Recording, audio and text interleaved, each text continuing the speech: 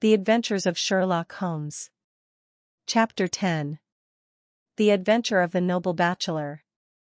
The Lord Street Simon marriage, and its curious termination, have long ceased to be a subject of interest in those exalted circles in which the unfortunate bridegroom moves. Fresh scandals have eclipsed it, and their more piquant details have drawn the gossips away from this 4-year-old drama. As I have reason to believe, however, that the full facts have never been revealed to the general public, and as my friend Sherlock Holmes had a considerable share in clearing the matter up, I feel that no memoir of him would be complete without some little sketch of this remarkable episode. It was a few weeks before my own marriage, during the days when I was still sharing rooms with Holmes in Baker Street, that he came home from an afternoon stroll to find a letter on the table waiting for him.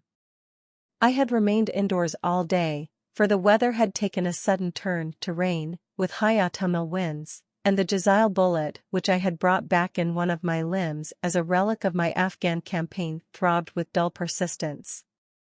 With my body in one easy chair and my legs upon another, I had surrounded myself with a cloud of newspapers until at last, saturated with the news of the day, I tossed them all aside and lay listless, watching the huge crest and monogram upon the envelope upon the table and wondering lazily who my friend's noble correspondent could be.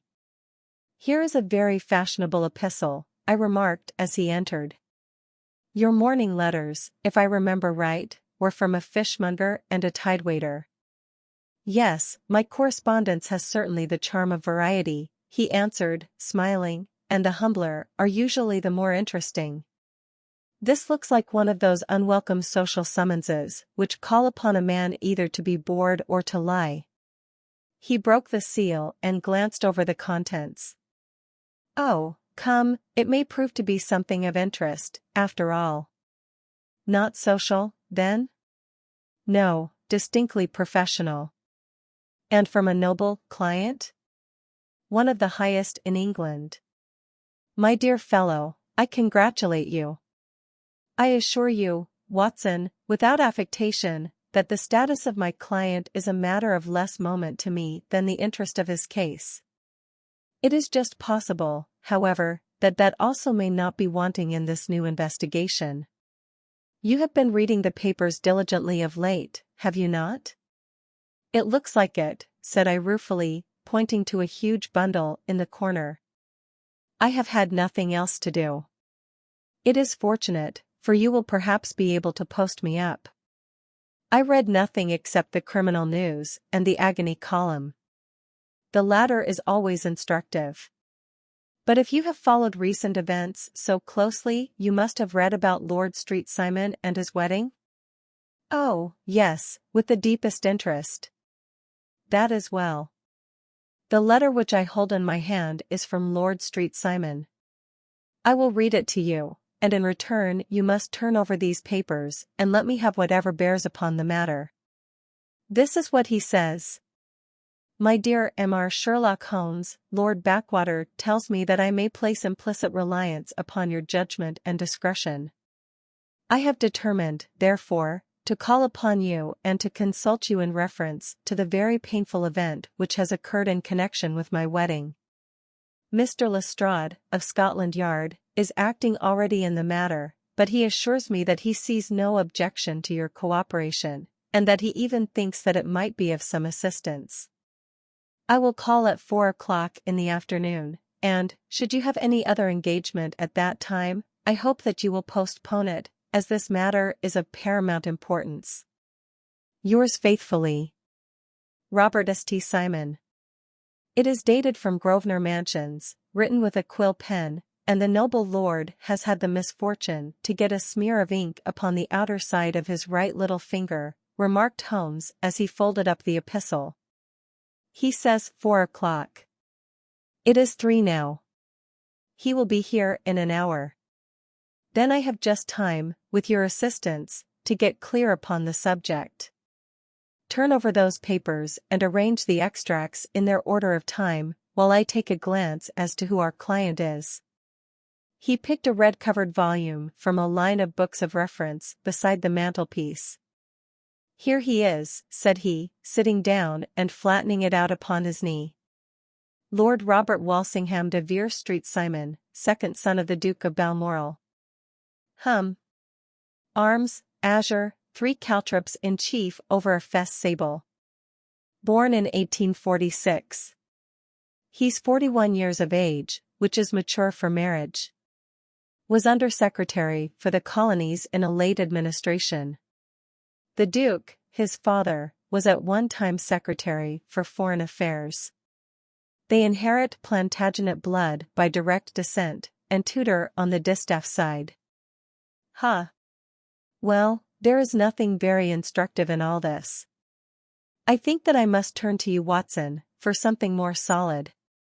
I have very little difficulty in finding what I want, said I, for the facts are quite recent, and the matter struck me as remarkable. I feared to refer them to you, however, as I knew that you had an inquiry on hand and that you disliked the intrusion of other matters. Oh, you mean the little problem of the Grosvenor Square furniture van. That is quite cleared up now, though, indeed, it was obvious from the first.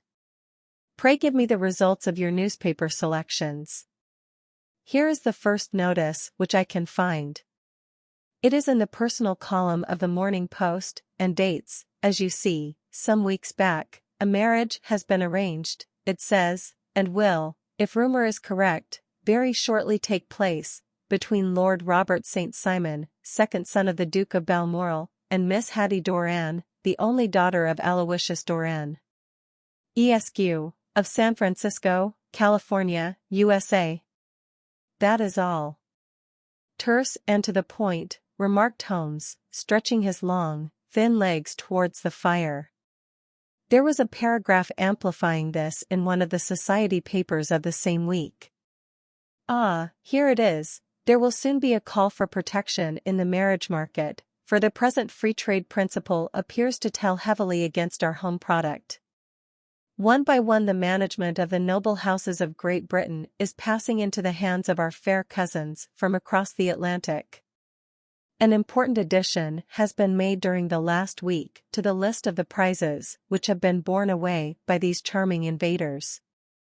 Lord Street Simon, who has shown himself for over 20 years proof against the little god's arrows, has now definitely announced his approaching marriage with Miss Hatty Doran, the fascinating daughter of a California millionaire. Miss Doran, whose graceful figure and striking face attracted much attention at the Westbury House festivities, is an only child, and it is currently reported that her dowry will run to considerably over the 6 figures, with expectancies for the future.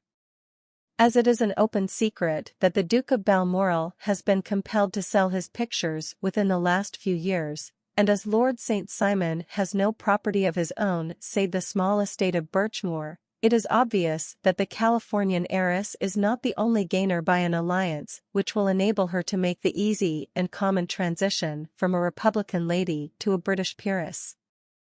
Anything else? Asked Holmes, yawning. Oh, yes, plenty. Then there is another note in the Morning Post to say that the marriage would be an absolutely quiet one, that it would be at St. George's, Hanover Square, that only half a dozen intimate friends would be invited, and that the party would return to the furnished house at Lancaster Gate which has been taken by Mr. Aloysius Doran.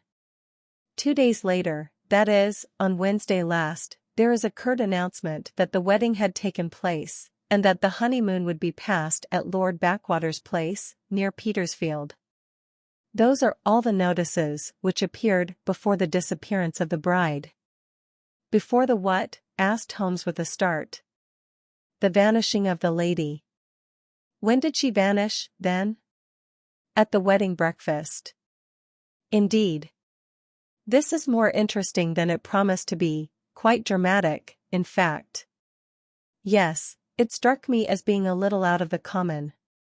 They often vanish before the ceremony, and occasionally during the honeymoon, but I cannot call to mind anything quite so prompt as this. Pray let me have the details.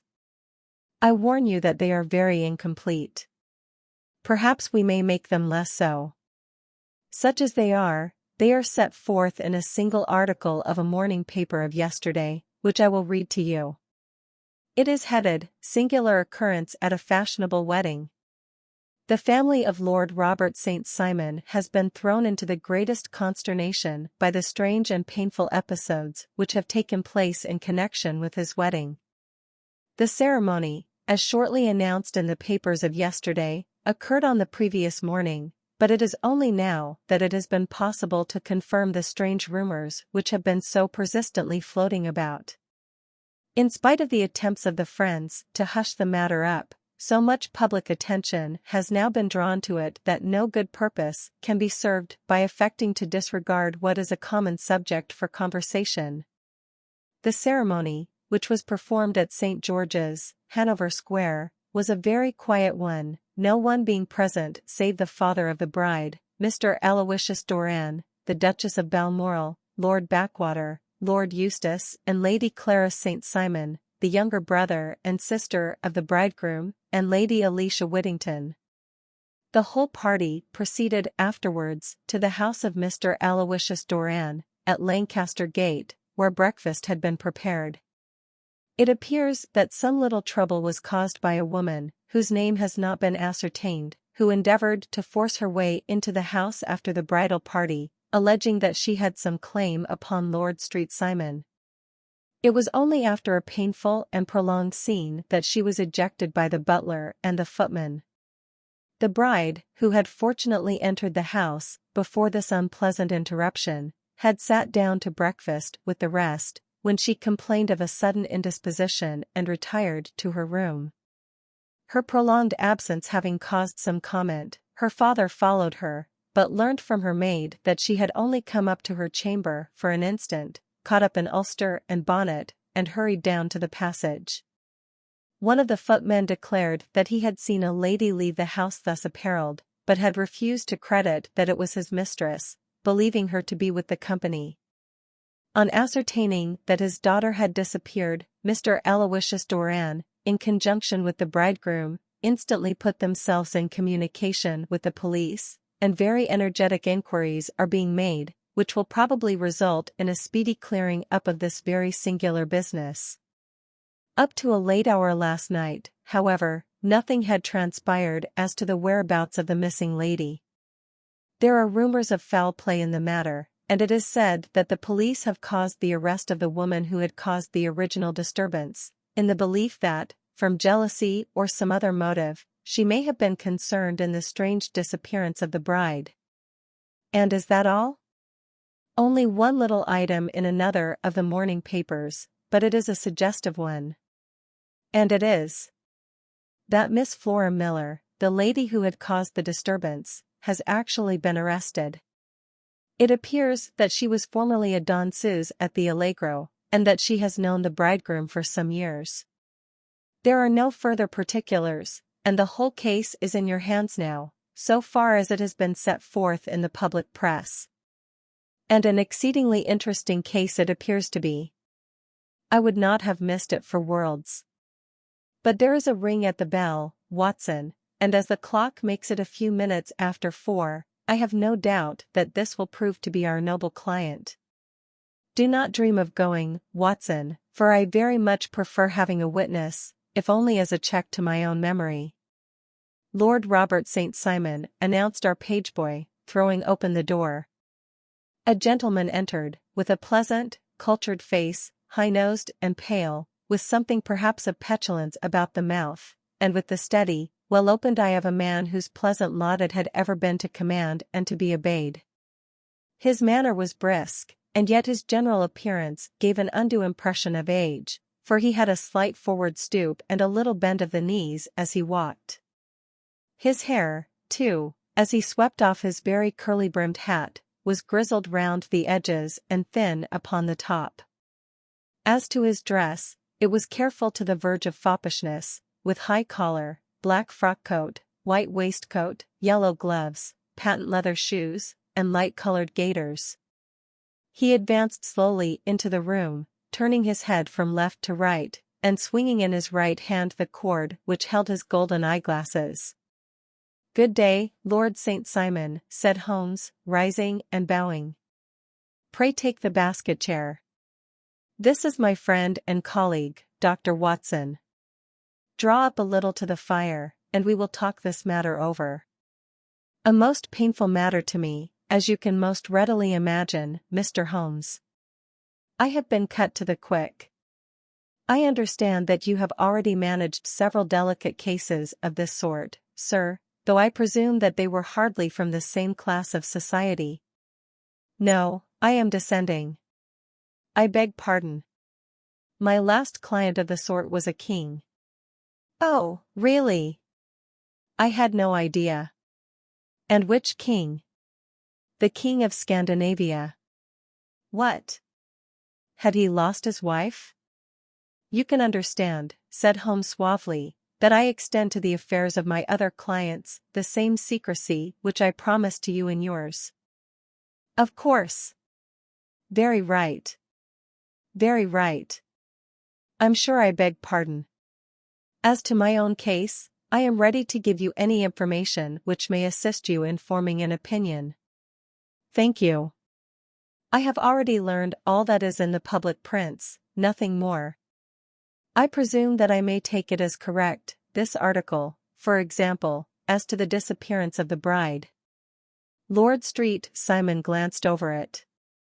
Yes, it is correct, as far as it goes. But it needs a great deal of supplementing before anyone could offer an opinion. I think that I may arrive at my facts most directly by questioning you.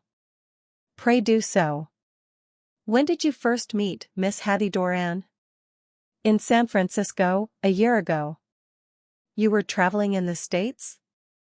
Yes. Did you become engaged then? No. But you were on a friendly footing? I was amused by her society, and she could see that I was amused. Her father is very rich.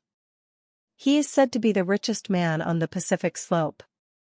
And how did he make his money? In mining. He had nothing a few years ago. Then he struck gold, invested it, and came up by leaps and bounds. Now, what is your own impression as to the young lady's, your wife's character?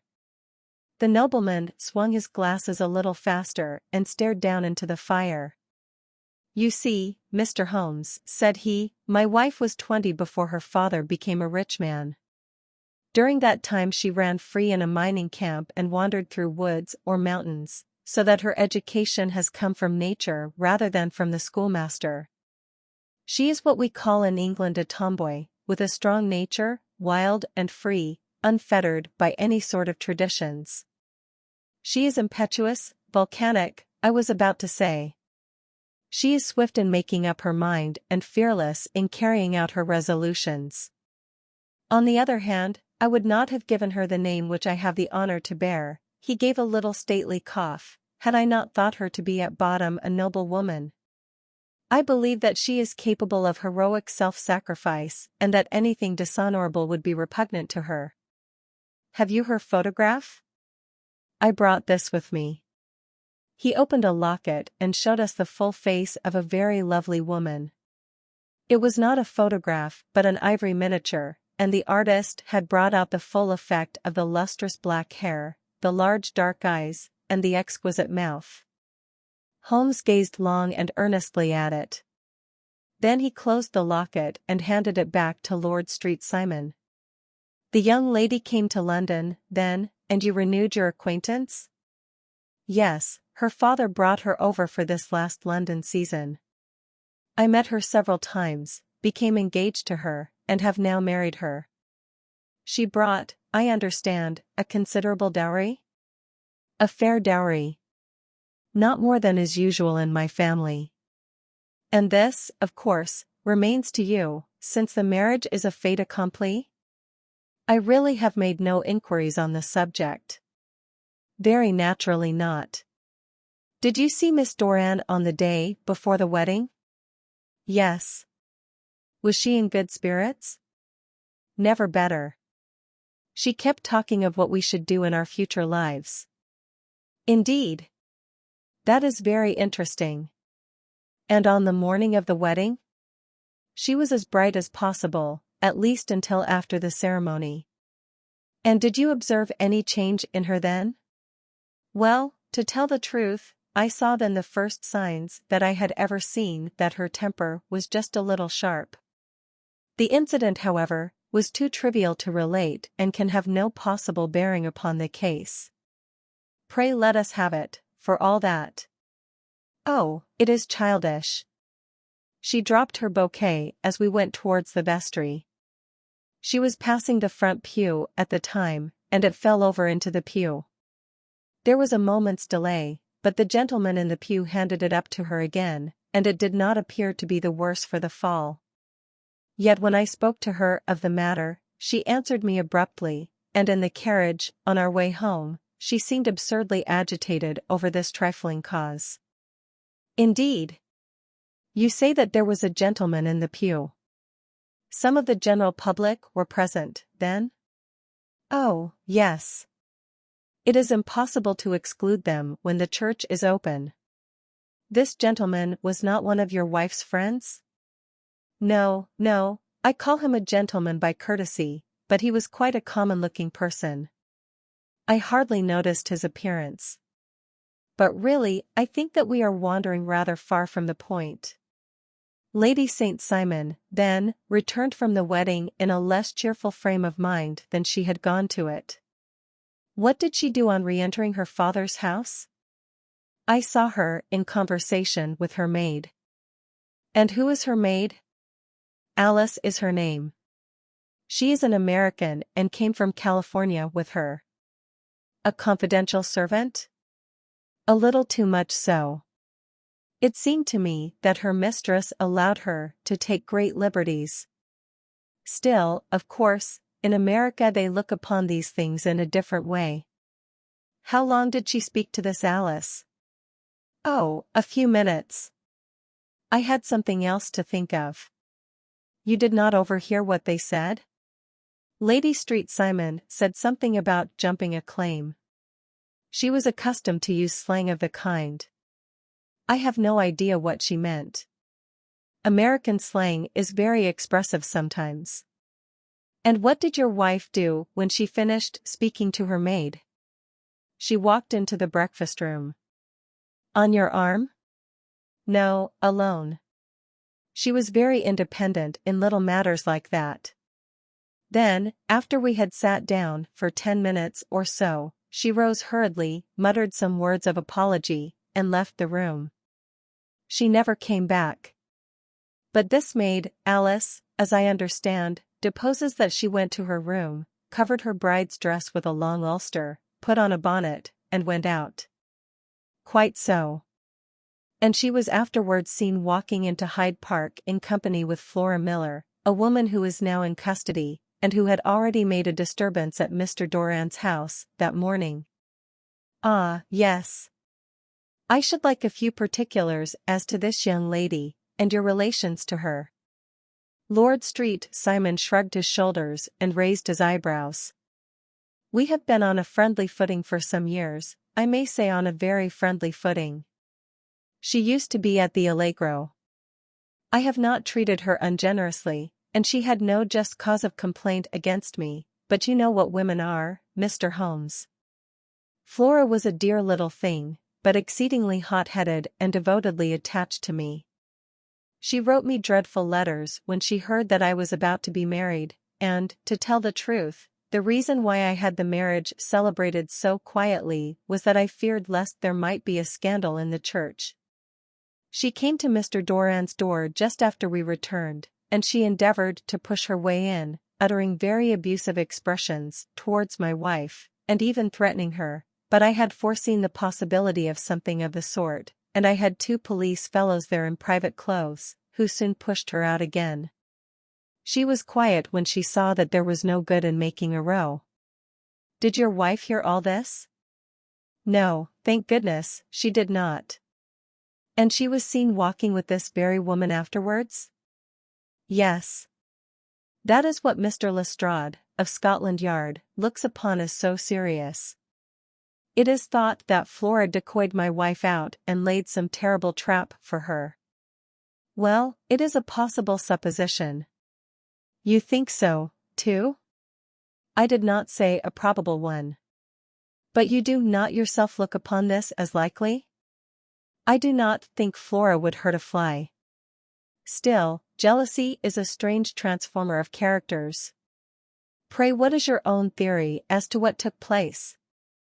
Well, really, I came to seek a theory, not to propound one. I have given you all the facts.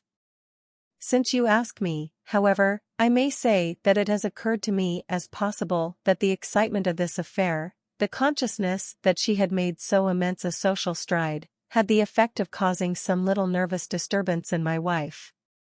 In short, that she had become suddenly deranged? Well, really, when I consider that she has turned her back, I will not say upon me, but upon so much that many have aspired to without success, I can hardly explain it in any other fashion. Well, certainly that is also a conceivable hypothesis, said Holmes, smiling. And now, Lord St. Simon, I think that I have nearly all my data. May I ask whether you were seated at the breakfast table so that you could see out of the window? We could see the other side of the road and the park. Quite so. Then I do not think that I need to detain you longer. I shall communicate with you. Should you be fortunate enough to solve this problem, said our client, rising. I have solved it. Eh? What was that? I say that I have solved it. Where, then, is my wife? That is a detail which I shall speedily supply. Lord St. Simon shook his head. I am afraid that it will take wiser heads than yours or mine, he remarked, and bowing in a stately, old-fashioned manner he departed. It is very good of Lord St. Simon to honor my head by putting it on a level with his own, said Sherlock Holmes, laughing. I think that I shall have a whiskey and soda and a cigar after all this cross-questioning. I had formed my conclusions as to the case before our client came into the room.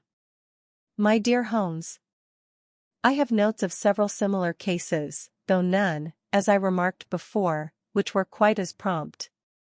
My whole examination served to turn my conjecture into a certainty. Circumstantial evidence is occasionally very convincing, as when you find a trout in the milk, to quote Thoreau's example. But I have heard all that you have heard. Without, however, the knowledge of pre-existing cases which serves me so well. There was a parallel instance in Aberdeen some years back, and something on very much the same lines at Munich the year after the Franco-Prussian War. It is one of these cases, but, hello, here is Lestrade. Good afternoon, Lestrade. You will find an extra tumbler upon the sideboard, and there are cigars in the box. The official detective was attired in a pea jacket and cravat, which gave him a decidedly nautical appearance, and he carried a black canvas bag in his hand. With a short greeting he seated himself and lit the cigar which had been offered to him. What's up, then? Asked Holmes with a twinkle in his eye. You look dissatisfied. And I feel dissatisfied. It is this infernal St. Simon marriage case. I can make neither head nor tail of the business. Really? You surprise me. Who ever heard of such a mixed affair? Every clue seems to slip through my fingers. I have been at work upon it all day. And very wet it seems to have made you, said Holmes, laying his hand upon the arm of the pea jacket. Yes, I have been dragging the Serpentine. In heaven's name, what for? In search of the body of Lady St. Simon. Sherlock Holmes leaned back in his chair and laughed heartily. Have you dragged the basin of Trafalgar Square fountain? He asked. Why? What do you mean? Because you have just as good a chance of finding this lady in the one as in the other. Lestrade shot an angry glance at my companion. I suppose you know all about it, he snarled. Well, I have only just heard the facts, but my mind is made up. Oh, indeed. Then you think that the Serpentine plays no part in the matter? I think it very unlikely. Then perhaps you will kindly explain how it is that we found this in it? He opened his bag as he spoke, and tumbled onto the floor a wedding dress of watered silk, a pair of white satin shoes and a bride's wreath and veil, all discolored and soaked in water. "There," said he, putting a new wedding ring upon the top of the pile. "There is a little nut for you to crack, Master Holmes." "Oh, indeed," said my friend, blowing blue rings into the air. "You dragged them from the Serpentine?" "No. They were found floating near the margin by a park keeper. They have been identified as her clothes, and it seemed to me that if the clothes were there the body would not be far off. By the same brilliant reasoning, every man's body is to be found in the neighborhood of his wardrobe. And pray, what did you hope to arrive at through this?" "At some evidence implicating Flora Millar in the disappearance." "I am afraid that you will find it difficult." "Are you, indeed, now?" cried Lestrade with some bitterness. "I am afraid, Holmes, that you are not very practical with your deductions and your inferences. You have made 2 blunders in as many minutes. This dress does implicate Miss Flora Millar." "And how?" "In the dress is a pocket. In the pocket is a card case. In the card case is a note. And here is the very note." He slapped it down upon the table in front of him. "Listen to this, you will see me when all is ready. Come at once. F.H.M." Now my theory all along has been that Lady Street Simon was decoyed away by Flora Millar, and that she, with confederates, no doubt, was responsible for her disappearance. Here, signed with her initials, is the very note which was no doubt quietly slipped into her hand at the door and which lured her within their reach. "Very good, Lestrade," said Holmes, laughing. "You really are very fine indeed. Let me see it." He took up the paper in a listless way, but his attention instantly became riveted, and he gave a little cry of satisfaction. "This is indeed important," said he. "Huh? You find it so?" "Extremely so. I congratulate you warmly." Lestrade rose in his triumph and bent his head to look. "Why," he shrieked, "you're looking at the wrong side. On the contrary, this is the right side." "The right side? You're mad. Here is the note written in pencil over here. And over here is what appears to be the fragment of a hotel bill, which interests me deeply. There's nothing in it." "I looked at it before," said Lestrade. "October 4th, rooms 8S, breakfast 2S. 6D, cocktail 1S, lunch 2S. 6D, glass sherry 8D. I see nothing in that." "Very likely not. It is most important, all the same. As to the note, it is important also, or at least the initials are, so I congratulate you again." "I've wasted time enough," said Lestrade, rising. "I believe in hard work and not in sitting by the fire spinning fine theories. Good day, Mr. Holmes, and we shall see which gets to the bottom of the matter first." He gathered up the garments, thrust them into the bag, and made for the door. "Just one hint to you, Lestrade," drawled Holmes before his rival vanished, "I will tell you the true solution of the matter. Lady Street Simon is a myth. There is not, and there never has been, any such person." Lestrade looked sadly at my companion. Then he turned to me, tapped his forehead 3 times, shook his head solemnly, and hurried away. He had hardly shut the door behind him when Holmes rose to put on his overcoat. "There is something in what the fellow says about outdoor work," he remarked, "so I think, Watson, that I must leave you to your papers for a little."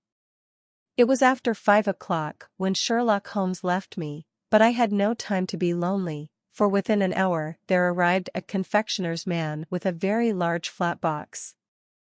This he unpacked with the help of a youth whom he had brought with him, and presently, to my very great astonishment, a quite epicurean little cold supper began to be laid out upon our humble lodging-house mahogany. There were a couple of brace of cold woodcock, a pheasant, a pâté de foie gras pie with a group of ancient and cobwebby bottles. Having laid out all these luxuries, my two visitors vanished away, like the genii of the Arabian Nights, with no explanation save that the things had been paid for and were ordered to this address. Just before 9 o'clock Sherlock Holmes stepped briskly into the room. His features were gravely set, but there was a light in his eye which made me think that he had not been disappointed in his conclusions. "They have laid the supper, then," he said, rubbing his hands. "You seem to expect company." "They have laid for 5. "Yes, I fancy we may have some company dropping in," said he. "I am surprised that Lord Street Simon has not already arrived." "Huh. I fancy that I hear his step now upon the stairs."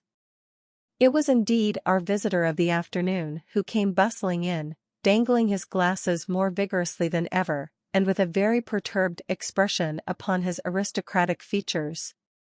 "My messenger reached you, then?" asked Holmes. "Yes, and I confess that the contents startled me beyond measure." "Have you good authority for what you say?" "The best possible." Lord Street Simon sank into a chair and passed his hand over his forehead. "What will the Duke say," he murmured, "when he hears that one of the family has been subjected to such humiliation? It is the purest accident. I cannot allow that there is any humiliation." "Ah, you look on these things from another standpoint."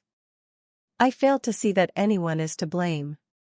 I can hardly see how the lady could have acted otherwise, though her abrupt method of doing it was undoubtedly to be regretted. Having no mother, she had no one to advise her at such a crisis."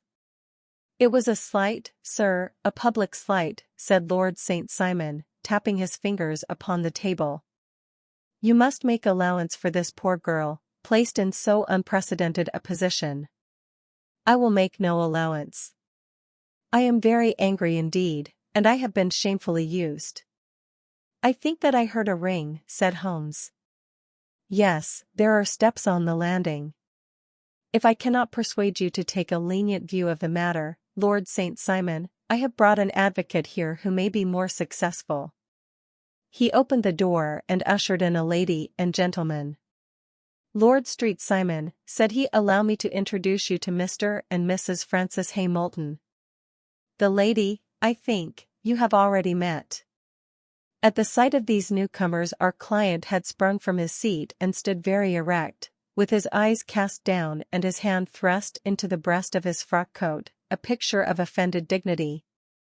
The lady had taken a quick step forward and had held out her hand to him, but he still refused to raise his eyes. It was as well for his resolution, perhaps, for her pleading face was one which it was hard to resist. "You're angry, Robert," said she. "Well, I guess you have every cause to be." "Pray make no apology to me," said Lord Street Simon bitterly. "Oh, yes, I know that I have treated you real bad and that I should have spoken to you before I went, but I was kind of rattled, and from the time when I saw Frank here again I just didn't know what I was doing or saying. I only wonder I didn't fall down and do a faint right there before the altar." "Perhaps, Mrs. Moulton, you would like my friend and me to leave the room while you explain this matter?" "If I may give an opinion," remarked the strange gentleman, "we've had just a little too much secrecy over this business already. For my part, I should like all Europe and America to hear the rights of it." He was a small, wiry, sunburnt man, clean-shaven, with a sharp face and alert manner. "Then I'll tell our story right away," said the lady. "Frank here and I met in '84, in McQuire's camp, near the Rockies, where Pa was working a claim. We were engaged to each other, Frank and I, but then one day Father struck a rich pocket and made a pile, while poor Frank here had a claim that petered out and came to nothing. The richer Pa grew, the poorer was Frank, so at last Pa wouldn't hear of our engagement lasting any longer, and he took me away to Frisco. Frank wouldn't throw up his hand, though, so he followed me there, and he saw me without Pa knowing anything about it. It would only have made him mad to know, so we just fixed it all up for ourselves. Frank said that he would go and make his pile, too, and never come back to claim me until he had as much as Pa. So then I promised to wait for him to the end of time and pledged myself not to marry anyone else while he lived. "Why shouldn't we be married right away, then," said he, "and then I will feel sure of you, and I won't claim to be your husband until I come back." Well, we talked it over, and he had fixed it all up so nicely, with a clergyman already in waiting, that we just did it right there, and then Frank went off to seek his fortune, and I went back to Pa. The next I heard of Frank was that he was in Montana, and then he went prospecting in Arizona, and then I heard of him from New Mexico. After that came a long newspaper story about how a miners' camp had been attacked by Apache Indians, and there was my Frank's name among the killed. I fainted dead away, and I was very sick for months after. Pa thought I had a decline and took me to half the doctors in Frisco. Not a word of news came for a year and more, so that I never doubted that Frank was really dead. Then Lord Street Simon came to Frisco, and we came to London, and a marriage was arranged, and Pa was very pleased, but I felt all the time that no man on this earth would ever take the place in my heart that had been given to my poor Frank. Still, if I had married Lord St. Simon, of course I'd have done my duty by him. We can't command our love, but we can our actions. I went to the altar with him with the intention to make him just as good a wife as it was in me to be. But you may imagine what I felt when, just as I came to the altar rails, I glanced back and saw Frank standing and looking at me out of the first pew. I thought it was his ghost at first, but when I looked again there he was still, with a kind of question in his eyes, as if to ask me whether I were glad or sorry to see him. I wonder I didn't drop. I know that everything was turning round, and the words of the clergyman were just like the buzz of a bee in my ear. I didn't know what to do. Should I stop the service and make a scene in the church? I glanced at him again, and he seemed to know what I was thinking, for he raised his finger to his lips to tell me to be still. Then I saw him scribble on a piece of paper, and I knew that he was writing me a note. As I passed his pew on the way out I dropped my bouquet over to him, and he slipped the note into my hand when he returned me the flowers. It was only a line asking me to join him when he made the sign to me to do so. Of course I never doubted for a moment that my first duty was now to him, and I determined to do just whatever he might direct.